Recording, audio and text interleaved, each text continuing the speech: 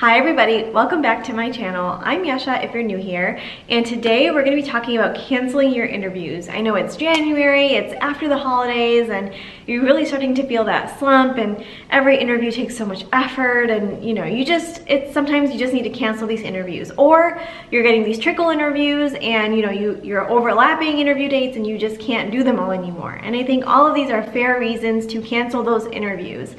The first thing I really want to talk about is when do you cancel the interview? How many days is appropriate?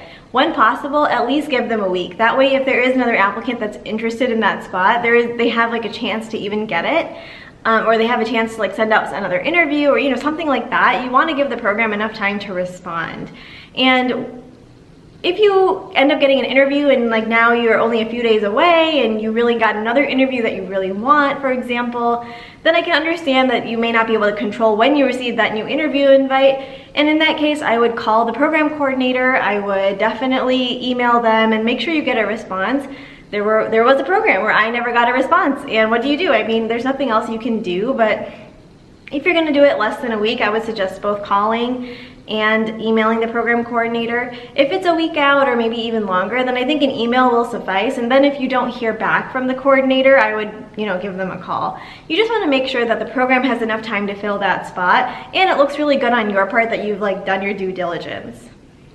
Honestly, the worst thing you can do is no-show. I know that some program directors will even call your school or, reach out to them and make sure that you're okay. It's different when it's virtual, but even still, it's, you're expected to be at a place, even if it's virtual, you're expected to be there. And then if you don't show up, it just looks bad on you. I would say, please don't no-show. At the very least, give the program coordinator a call so that we can know where you are or if you're going to show up or not, because you don't realize this as medical students maybe, but it does take a lot of effort on our part to review applications. I can say for myself, I spend a lot of time reviewing these applications. I know my co-residents and my program directors and the associate program directors are all the same way. And so when you do waste 30, 45, even longer minutes of our time, it just kind of is a little bit, leaves a bad taste in your mouth. So I would suggest not no-showing if at all possible. Please at least give the program coordinator a heads up. If you're too shy to call, that's okay. Just give them an email, just send them something, some sort of form of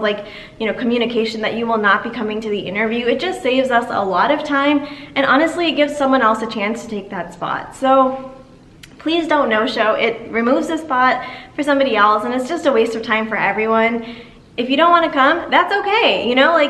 Programs are fine with that. It happens every year, but definitely give enough time and enough, communication and notice so that programs can kind of act accordingly.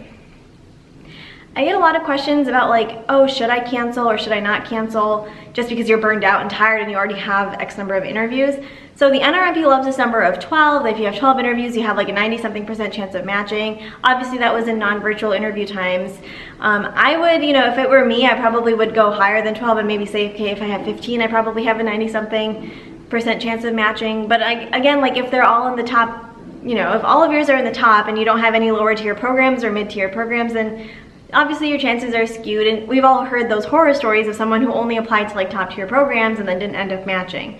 So you have to evaluate where you've applied, what kind of interviews you've gotten, what kind of applicant you are, and decide where you stand and if you really think you have a great chance of matching. If you think you're in a good spot, there's absolutely no harm in canceling interviews. It opens up more spots for people that are, maybe lower than you and could potentially get an interview at that program. But if you feel maybe you're not sure and you just want to push through, then absolutely. I mean, unfortunately, the process favors the people that are holding on to interviews, and while I don't want to perpetuate that, it's just a fact. And so if that's you, then that's okay, and you can just keep your interviews, but make sure that at the very bottom line, please don't no-show. And just be professional. If you're going to cancel, make sure you leave enough time, make sure you communicate appropriately. It is what it is. People end up canceling all the time. It's really not a big deal. We don't look at it like it's a bad thing unless you no-show. And so if that's you, that's okay. Just do it professionally. If you do have any more questions, please feel free to reach out to me. I'm at Yesha Gupta MD. I guess the bottom line of this video was if you're going to cancel, give it enough time and give it as much time as you can, and call and email and make sure that the program coordinator knows. And I guess with that, I will see you all in the next one. Bye!